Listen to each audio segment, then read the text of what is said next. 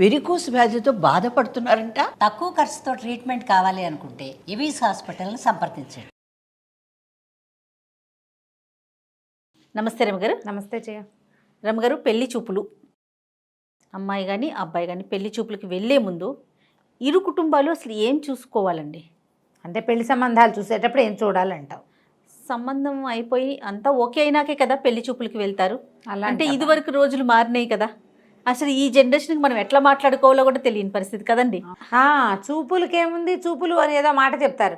అమ్మ నాన్న పిల్లాడు మేనత్త మేనమామ బాబాయి తాతయ్య వెళ్ళే రోజులైతే లేవు. ఏవో సినిమాల్లో బాగా కనపడుతున్నాయి. హెచ్చుగా అమ్మాయి అబ్బాయి కలుస్తున్నారు ఎక్కడో చోట, చాలా ఇళ్లలో కదా. ఆ తర్వాత పేరెంట్స్ కలిసి కూర్చొని మాట్లాడుతున్నారు. మామయ్యలు తాతయ్యలు మేనమామల్ని ముత్తవ తల్లుల్ని పిలిచే రోజైతే అసలు తగ్గిపోయింది. అమ్మాయి పెళ్లి కుదిరింది అని తాత నాయనమ్మ కూడా అమ్మ నాన్న జస్ట్ ఇన్ఫార్మ్ చేస్తున్నారు. పెద్దవాళ్ళని ఇన్వాల్వ్ చేయడం మానేసాం. అన్ని చోట్ల కాదు కానీ ఓవరాల్గా మానేసినట్టే. మనం దానికి సినిమాలు కూడా దానికి దోహదపడుతూ ఉంటాయి. మనకు కొంచెం తమిళ సినిమాలు చూస్తే పెళ్లి సంబంధం అనగానే అందరు కట్టకట్టుకుని వెళ్తున్నట్టుగా చూపిస్తారు. ఇప్పటికీ మన దగ్గర పెళ్లి సంబంధం అనగానే అమ్మాయి అబ్బాయి మాట్లాడుకున్నట్టుగా చూపిస్తున్నారు కొత్తగా ఇవాళ రేపు. కరెక్ట్గా చెప్పారు. అంతే. అవును, తమిళ సినిమాలు ఇప్పటికీ కూడా వాళ్ళ పంచెలు పట్టు చీరలు జెండా పువ్వులు అవి మార్చరు. మన వాళ్ళు స్టైలిష్గా జుట్లు విరబోసుకున్న వాళ్ళు కానీ మనం అంతా హిందీ వాళ్ళని ఇమిటేట్ చేస్తాం ఇవాళ రేపు. నిజమే జయ, నేనేమి ఇది ఎక్కిరించటం కాదు, అవును అట్లాగే జరుగుతుంది కదా మనకి. ఇటీవల కాలంలో మా అక్కయ్య కూతురు పెళ్ళైంది అంటే మగపిల్లల పెళ్ళిళ్ళు వాటంతా అయిపోయినాయి అనుకో, ఏదో రకంగా. అమ్మాయి పెళ్ళికి మాత్రం పిల్లాడు మాట్లాడుకున్నారు. వాళ్ళమ్మా నాన్న వీళ్ళమ్మా నాన్న కలుసుకున్నారు. ఆ తర్వాత వాళ్ళమ్మా నాన్నకి వీళ్ళమ్మా నాన్నకి వాళ్ళు చెప్పుకున్నారు, మా పిల్లగారికి వీళ్ళతో ఫలానా వాళ్ళ పిల్లతో సంబంధం కుదిరిద్ది. అంతే. గుంపుగా పోయి మేమేమి పెళ్లి చూపులకి వాటికి వెళ్ళాల. పెళ్లి చూపులకి వెళ్ళిన 1-2 చోట్ల పెళ్లి చూపులకి జనాలు వచ్చింది చూసాం కానీ అవేం పెద్దగా సక్సెస్ కాల. ఈ గోలంతా ఎందుకు, సింపుల్గా మనం ప్రచారం కూడా కదగా. వాళ్ళు 6 మంది వస్తారు, అందరూ మనతో మాట్లాడతారు, అక్కర్లేని వ్యవహారాలు. ఈ గోలంతా ఎందుకు, హాయిగా ఇలా చేద్దాం అని పెట్టుకుంటున్నారు. ఇదంతా పెళ్లి చూపులు అనగా ఇదివరకు పెళ్లి చూపులకి వచ్చిన వాళ్ళ కోసం స్వీట్లని హాట్లని ఇల్లు సర్దుకోవటం సామాన్లు సవరించుకోవటం వాళ్ళని వ్యవహారాలు ఉండేవి. ఇప్పుడు ఆ గోల ఏం లేదు, పోతారు హాయిగా వాళ్ళ దారి వాళ్ళు ఏ హోటల్లోనో గిట్లోనో ఎక్కడో మాట్లాడుకుంటారు. ఇళ్లలో కూడా కాదు, ఇళ్లలో ఆ కల్చర్ కూడా మానేసాం. అది మానేసాం. కాకపోతే ఒక సంబంధం అంటూ కుదిరిస్తే జనరల్గా చూసేవి వాళ్ళవి మనవి గోత్రాలు అంటే ఒకే క్యాస్ట్లో పెళ్లి చేసుకునేటప్పుడు తర్వాత వాళ్ళ చుట్టాలు ఎవరు, వాళ్ళ పక్కాలు ఏమిటి, ఈయన ఉద్యోగం ఏమిటి, పిల్ల తండ్రి ఏం చేస్తాడు లేదా పిల్లాడి తండ్రి ఏం చేస్తాడు, తల్లి ఏం చేస్తుంది, వాళ్ళ పిన్ని వాళ్ళ బాబాయ్ వాళ్ళకి ఎంతమంది అక్క చెల్లెళ్ళు అన్నదమ్ములు, ఫ్యామిలీతో వాళ్ళకి సంబంధ బాంధవ్యాలు ఉన్నాయా, వీళ్ళు ఏమైనా ఆయనకు కానీ ఆవిడకి కానీ రెండో పెళ్ళా, ఫస్ట్ మ్యారేజెసేనా, ఇవి ఎంక్వైరీ చేసుకుంటారు ఎవరైనా జనరల్గా చేసేది. తర్వాత ఉద్యోగాలు, అబ్బాయి ఉద్యోగం ఏమిటి, అతను ఎక్కడ చదివాడు, జాబ్ ప్రొఫైల్, ఆ తండ్రి జాబ్ ప్రొఫైలు. మనకి రేపొద్దున ఏంటంటే మన పిల్ల మీద వీళ్ళ బాధ్యత పడకూడదు. అమ్మా నాన్న ఇద్దరు ఉద్యోగస్తులైతే మన పని రిటైర్మెంట్ తర్వాత వాళ్ళ డబ్బులు వాళ్ళకి వస్తాయి. మనుషుల్ని బాధ్యతగా చూడాలి, డబ్బు సమస్యలు లేకుండా ఉండాలి. ఇది ఒకటి చూస్తారు. అన్ని చోట్ల అది కుదరదు అనుకో. ఆస్తి స్వాస్తి ఏమున్నాయి, ఏవో ఇల్లు ఉంది వాకిలు ఉంది చెప్తారు. అవి ఏమైనా స్ప్లిట్స్లో ఉన్నాయా, ఉమ్మడి కుటుంబాల నుంచి వస్తాయా, వీళ్ళకి ఉమ్మడి ఆస్తా, ఏమిస్తారు పిల్లకి లేదా పిల్లాడికి, ఏమొస్తుంది వెనకాల. అంటే ఇదంతా కూడా వాటితో పెళ్ళిళ్ళు అని అడిగితే వాటితోటే కాదు కానీ అవి కావాల్సిందే కూడా. అంతే కదా, మనం ఎంత కాదన్నా అది అవునే. అంతే కదా రమ్మగారు. వంశపారంపర్యంగా వచ్చే ఆస్తులతో పాటు అనారోగ్యాలు ఏమైనా ఉన్నాయా అని ఈ రోజున అడగాలి, కనుక్కోవాల్సింది. చాలామంది అడుగుతున్నారు కూడా, బ్లడ్ టెస్ట్లు అవి చేయించేవాళ్ళు, అది కూడా కనపడుతుంది కదా, బ్లడ్ టెస్ట్ చేయిస్తారు. అవును, మేము చేయిస్తాము, మా పిల్ల రిపోర్ట్స్ ఇవి, మీ అబ్బాయి రిపోర్ట్స్ ఇవ్వండి అని. దీంతోపాటు ఇంకో జాబులు ఉద్యోగాలు, ఎక్కడ చదివారు, చదివిన చోట ఎట్లా ఉన్నారు, అక్కడ కాలేజీ ఎవరైనా ఫ్రెండ్స్, కామన్ ఫ్రెండ్స్ ఉన్నారా, అబ్రాడ్లో కనుక ఉద్యోగస్తులు అయితే మాత్రం ఖచ్చితంగా మనం ఎంక్వైరీ చేసుకోవాలి కదండి. అబ్రాడ్లోనే కాదు, ఇండియాలో కూడా ప్రతి చోట కూడా జాబ్ ప్రొఫైల్ ఖచ్చితంగా మనకి తెలియాలి, అటు ఇటు కూడా. ఇది వాళ్ళు తుమ్మితే ఊడే ముక్కైతే ఆ ఉద్యోగాన్ని చూసుకుని దిగితే కష్టం కదా. అవును కదా. పిల్లకి పేరుతో ఒక అమ్మాయిదే అనుకోండి, అమ్మాయికి దగ్గర ఎంత బంగారం ఉంది, పిల్లకి ఏం బంగారం పెడతారు, ఇంతకుముందు వర్క్ చేసినప్పుడు అమ్మాయి ఆ డబ్బుని ఏం చేసింది, అవి అడుగుతున్నారు. అడగాలి అని చెప్పట్లా, అడుగుతున్నారు అని చెప్తున్నా. అబ్బాయి ఏం చేశాడో కూడా చెప్పాలిగా అప్పుడు. ఖచ్చితంగా. ఏదైనా ప్లాన్ చేసుకున్నారా, ఏదైనా సేవ్ చేశారా? జనరల్గా ఖర్చులు అయిపోతాయి. అమ్మా నాన్న దగ్గర ఉన్నప్పుడు అటు అమ్మా నాన్నకి ఖర్చు అవుతాయి, ఇటు అమ్మా నాన్నకి ఖర్చు అవుతాయి. వీళ్ళే వాడేసుకుంటారు, వీళ్ళే ఖర్చు పెట్టుకుంటారు. సేవింగ్స్ ఏమైనా ఉన్నాయా, అది ఒకటి అడగాలి. సేవింగ్స్ ఉన్నాయి, ఏమైనా కమిట్మెంట్స్ ఉన్నాయా అతనికి కానీ ఆ అమ్మాయికి కానీ. చాలామంది జయ ఇటీవల మనం చూసిన కేసుల్లో ఈ పెళ్ళయింది ఓ 2-3 నెలల తర్వాత నా కమిట్మెంట్స్ ఉన్నాయి అంటాడు అబ్బాయి. అది పెళ్ళికి ముందే చెప్పచ్చుగా. కమిట్మెంట్స్ ఉన్నాయంటే దిగేవాళ్ళు దిగని వాళ్ళు చెప్పరు. నీ ఈ అమ్మాయి ఉద్యోగం, ఆ అమ్మాయి కూడా అతనికి 10 లక్షలు వస్తుంది, పోనీ ఒక 5 లక్షలు, సంవత్సరానికి 15 లక్షలు. ఈ అమ్మాయి కూడా 10 లక్షలు 12 లక్షలు ఉందనుకుందాం ఏడాదికి. అంటే పరాణం 12 lakhs అంటే నెలకు 1,00,000, అంతా రాపోయినా 80,000 అయినా చేతికి వస్తుంది. ఆ అబ్బాయికి ఇంకా ఎక్కువే వస్తుంది. కానీ అంత డబ్బు చూపించాడు, నాకు కమిట్మెంట్స్ ఉన్నాయి, నీ డబ్బులు వాడమంటాడు. అందరు ఆడపిల్లలు దానికి ఒప్పుకోరు కదా. నాకు కమిట్మెంట్స్ ఉన్నాయి అనే విషయాన్ని పెళ్ళికి ముందే చెప్పాలి అబ్బాయి. అమ్మాయి కూడా నాకు కమిట్మెంట్స్ ఉన్నాయి, మా పేరెంట్స్ని నేను చూసుకోవాలి, లేదా మా చెల్లెల్ని నేను చదివించాలి, మా నాన్న వాళ్ళు ఇల్లు కడుతుంటే నేను కమిట్ అయ్యాను, నేను వాళ్ళకి కొంత ఖచ్చితంగా ఖర్చు పెట్టాలి, లేదా నేను ఎల్ఐసీలో ఇవ్వనే సంవత్సరానికి ఇంత కట్ అయిపోతుంది నాకు అనే మాటని క్లియర్గా ఈ మాట్లాడుకునేటప్పుడు మన కమిట్మెంట్ ఏంటి అనేది మాట్లాడుకోవాలి.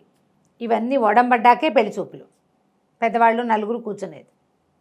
దీంతో పాటుగా ఇటీవల కాలంలో నేను తరచుగా వింటున్నమాట, హ్యాబిట్స్ ఉన్నాయా అనేది ప్రశ్నించినప్పుడు క్లియర్గా సమాధానం చెప్పాలి. నిజాలు.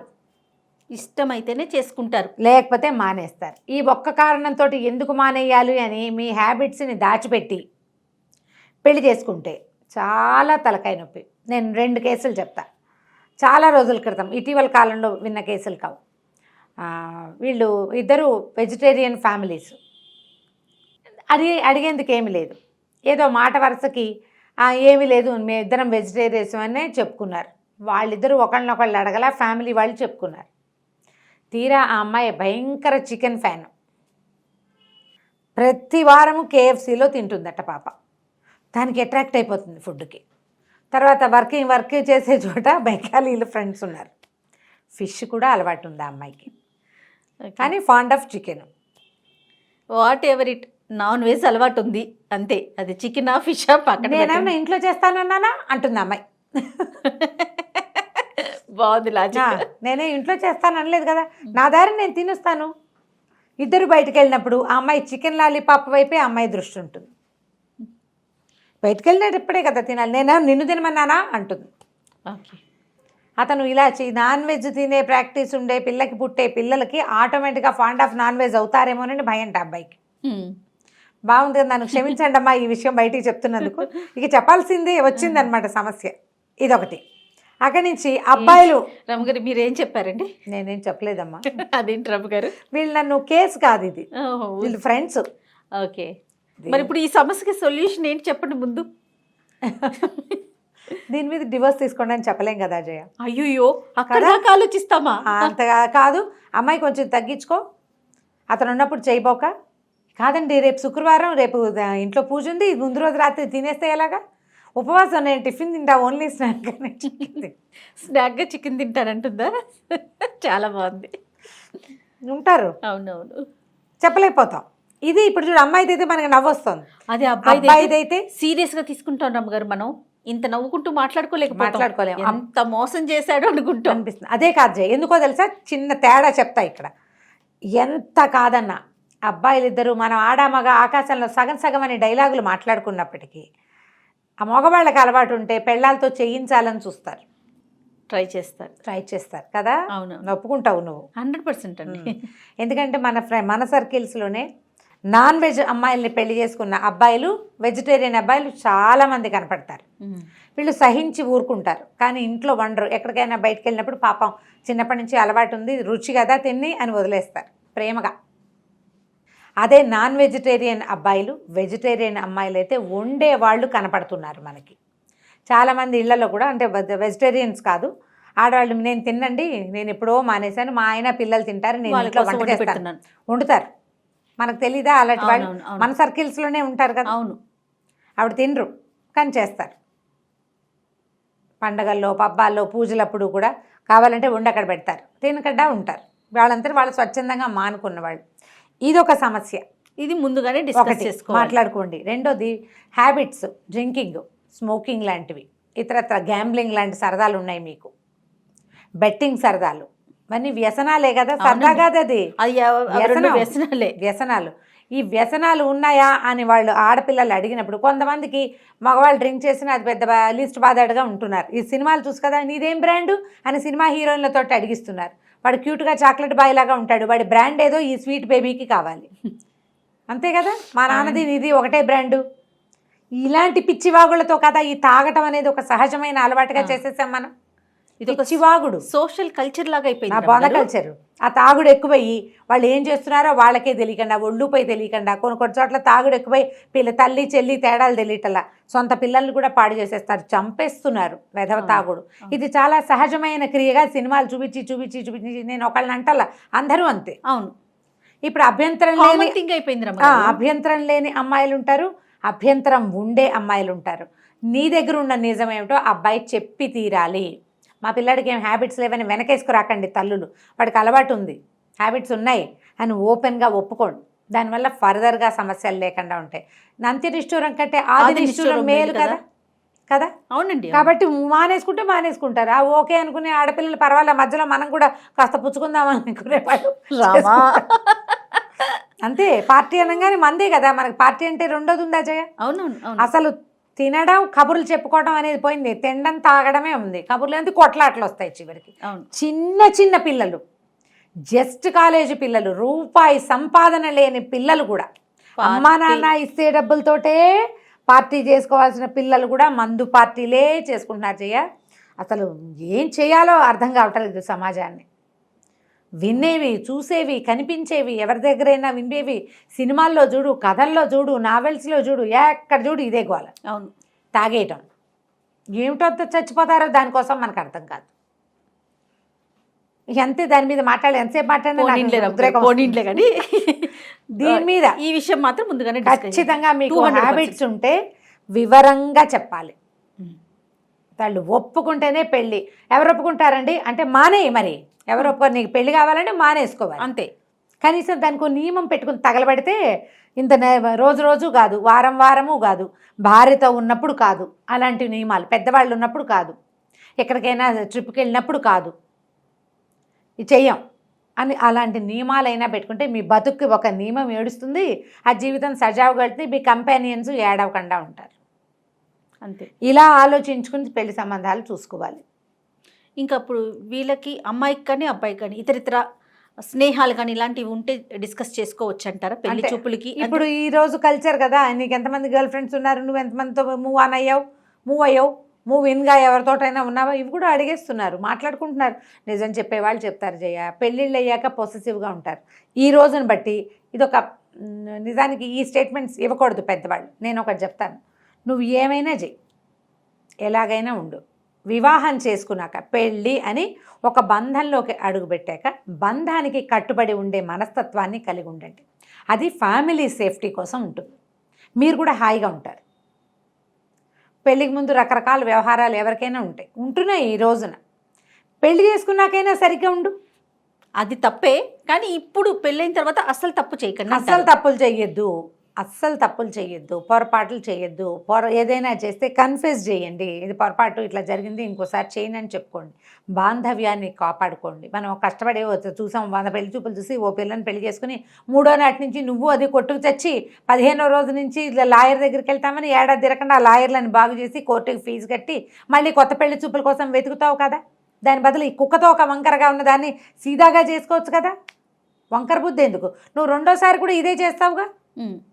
పెళ్ళి అంటూ నువ్వు బంధంలోకి అడుగు పెడుతున్నావు అంటే బంధం అనేది ఒక బాధ్యత, దాని పట్ల లాయల్గా ఉండాలి. మీ అమ్మ నాన్న పట్ల లాయల్గా ఉండవా? నువ్వు ఉంటావు కదా ఎవరైనా. మరి ఒక దీంతో పాటు స్పౌస్తో కూడా అలాగే ఉండాలి కదా, భార్యతోటో భర్తతోటో. బాంధవ్యాన్ని కాపాడుకోవాలంటే కొంచెం మనుషులు బాధ్యత ఎరిగి ప్రవర్తించాలి. నువ్వు దానికి రెడీ అయ్యాకే దిగు పెళ్ళికి. నేను ఇంక ఇవేం చేయను, సరిగ్గా ఉంటాను, జాగ్రత్తగా ఉంటాను, ఒక బంధానికి కట్టుబడి ఉంటాను అంటే మేము సన్యాసులు అయిపోవాలి. సన్యాసులు అవ్వమని చెప్పట్లా, సంసారులు అవ్వండి అని చెప్తున్నాం. ఇలా కనుక మనం మొదలు పెట్టుకుంటే వాళ్ళని ఒప్పించి ఏదైనా ఏదో తాగాలో తిరగాలో ఎక్కడికో వెళ్ళాలో ఎవరినో కలవాలో చెప్పి చెయ్యి. చెప్పేంత దిల్దార్గా ఉంటే చక్కగా చేయొచ్చు. చెప్పవు, నువ్వు దొంగ పనులు చేస్తారు, అది చెయ్యొద్దు. రైట్. సగం పెళ్ళిళ్ళు ఫెయిల్ అవ్వడానికి అదే కదా కారణం. అవునండి, అవును. అందుకని పెళ్లి చూపుల్లోకి ముందే కొంచెం ఓపెన్గా ఉండటం ఓపెన్గా ఉండండి. పెళ్లి చూపుల్లో మాట్లాడుకునేటప్పుడు కూడా ఏదో ఒక వాక్యం మాట్లాడుకుని సిగ్గుపడి మగవాళ్ళు ప్రశ్న అడిగితే ఒకళ్ళ మొహాలు ఒకళ్ళు చూడకుండా దొంగ చూపులు చూసి ఆ రోజులు పోయినాయేమ్మా. ఇప్పుడు అలా లేదు.